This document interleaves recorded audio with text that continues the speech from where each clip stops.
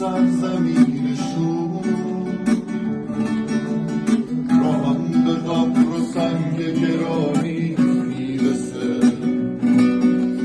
هر روز به قصد میرسم و شعر من فقط به انتشار شعله کبریت میرسه دردم هزار ساله مثل درد حافظه درمون شمعونی که کشف رازیه نزدیک سرسپرده ی عصر حجر شده به ساقیای ارمنی پیرازیه وقتی که زندگی تئاتر مزخرفه